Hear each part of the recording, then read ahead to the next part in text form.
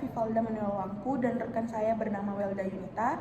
Di video kali ini kami akan mempresentasikan mata kuliah aquaculture tentang kebutuhan gizi dan nutrisi ikan budidaya, penerapan sistem pengelolaan pakan yang tepat. Baik, langsung saja saya mulai. Untuk ruang lingkup pembahasan, yang pertama itu ada pendahuluan, yang kedua itu ada konsep dasar gizi ikan, yang ketiga itu ada kebutuhan nutrisi utama, dan yang keempat itu ada faktor yang mempengaruhi. Nah, untuk yang nomor 5 itu ada sistem pengelolaan pakan, dan yang terakhir itu ada evaluasi dan efisien pakan. Untuk latar belakang, keberhasilan budidaya ikan sangat ditentukan oleh kualitas pakan yang diberikan. Pakan merupakan komponen biaya produksi terbesar dalam usaha aquaculture, mencapai 60-70% dari total biaya operasional. Pemahaman mengenai kebutuhan gizi ikan dan penerapan sistem pengelolaan pakan yang tepat adalah kunci untuk meningkatkan efisiensi produksi, menekan biaya, serta menjaga kualitas lingkungan budidaya. 60-70% dari total biaya produksi budidaya berasal dari pakan. Nutrisi yang tepat, pertama itu pertumbuhan optimal, yang kedua itu efisien pakar atau FCR rendah, yang ketiga itu kesehatan dan daya tahan tubuh, dan yang terakhir itu kualitas air terjaga. Untuk tujuan pembahasan, yang pertama itu memahami kebutuhan gizi, menjelaskan kebutuhan nutrien esensial, itu termasuk protein, lemak, karbohidrat, vitamin, mineral bagi ikan budidaya. Nah, untuk yang kedua itu menerapkan pengelolaan pakan, menyusun dan menerapkan sistem pengelolaan pakan yang efisien dan berkelanjutan. Untuk meningkatkan efisiensi produksi, menganalisis faktor dan mempengaruhi kebutuhan nutrisi guna menekan VCR dan biaya pakan.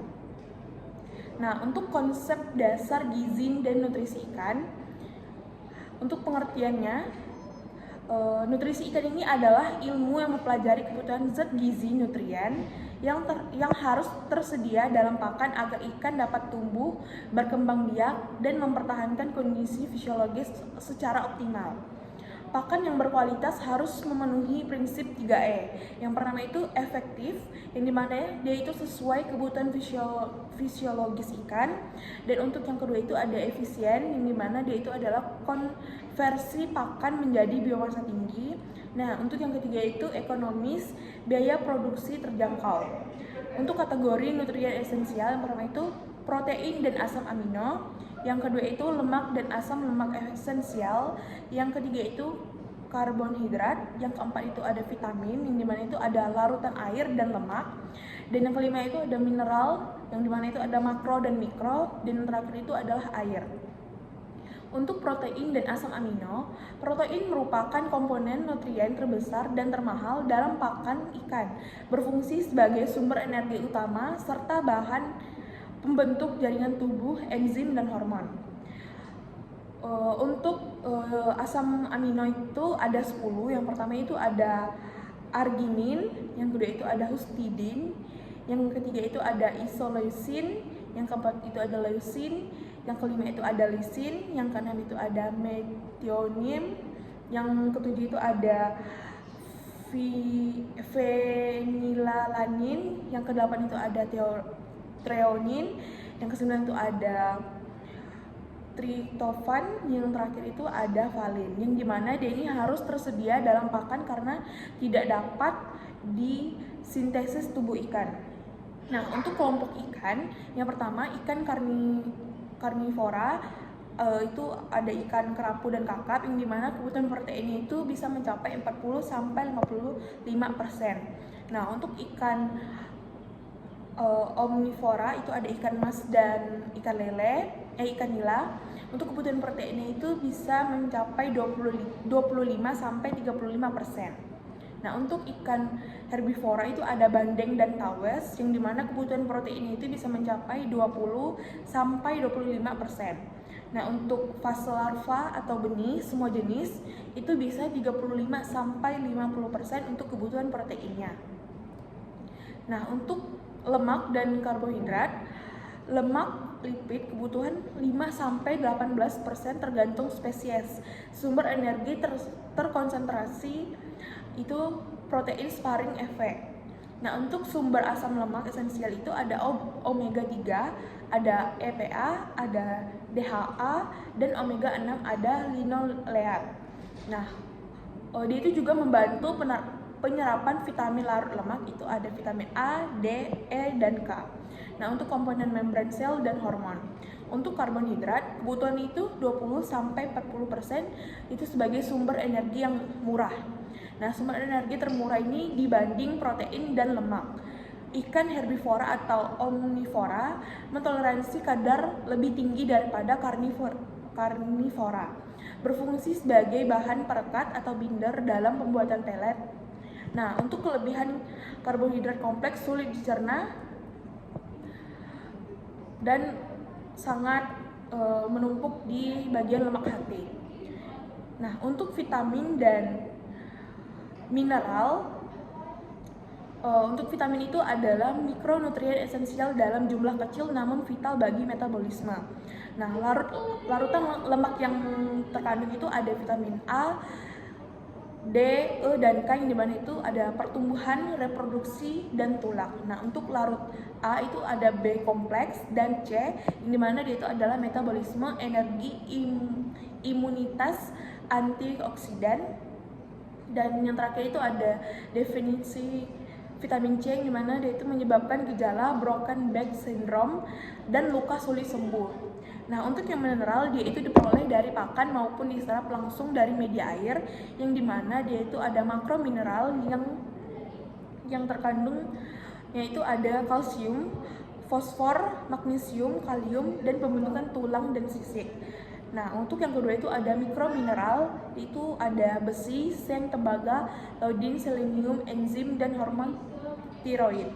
Nah, untuk yang rasio CA itu ada P ideal sekitar 1:1 hingga 2:1 untuk penyerapan optimal. Baik, untuk selanjutnya itu dilanjuti dengan rekan saya. Lanjut ke 4, faktor penentuan. Faktor yang mempengaruhi kebutuhan nutrisi. Yang pertama itu ada spesies dan jenis ikan. Karnivora, omnivora, dan herbivora memiliki kebutuhan, potensi, serta enzim pencernaan yang berbeda. Yang kedua itu ada umur atau stadia. Fase larva dan benih membutuhkan protein lebih tinggi dibandingkan ikan dewasa atau pembesaran. Yang ketiga itu ada suhu perairan. Suhu mempengaruhi lanjut metabolisme dan jumlah pakan yang dikonsumsi. Yang keempat itu ada kualitas air, oksigen larut, pH, dan amino mempengaruhi nafsu makan dan efisiensi pencernaan. Yang kelima itu ada ukuran dan bobot tubuh. Persentase pakan harian menurun seiring bertambahnya bobot tubuh ikan. Yang keenam itu ada kondisi lingkungan, musim salinitas dan kepadatan tebar turut menentukan kebutuhan energi ikan. Masuk lagi ke bagian 5, sistem pengolahan pakan. Strategi penyediaan, formulasi, dan pemberian pakan untuk mencapai pertumbuhan ikan yang optimal dan efisien. Jenis-jenis pakan ikan, yang pakan alami, fitoplankton, zooplankton. Yang kedua itu ada kandungan gizi tinggi, mudah dicerna, cocok untuk larva. Yang ketiga itu ada tersedianya tergantung musim dan kondisi perairan. Yang keempat itu ada umumnya digunakan pada fase pembenihan. Selanjutnya ada pakan buatan atau pelet. Yang pertama itu ada diformulasi sesuai kebutuhan nutrisi spesifik. Yang kedua itu bentuk tepung, pelet tenggelam, pelet apung. Yang ketiga itu ada bahan baku tepung ikan, bukil kedelai, dedak, tepung jagung, minyak ikan. Yang keempat itu memungkinkan produksi massa dan penyimpanan lebih lama. Selanjutnya formulasi pakan, metode Pearson Squint. Metode Pearson Squint digunakan untuk menghitung proporsi dua atau lebih bahan baku pada gunaan mencapai target kadar protein tertentu, misalnya 30. Selanjutnya, metode dan waktu pemberian pakan. Yang pertama itu ada jumlah pakan harian dihitung sebagai persentase dari bobot biomasa ikan, umumnya 3-5% untuk pembesaran.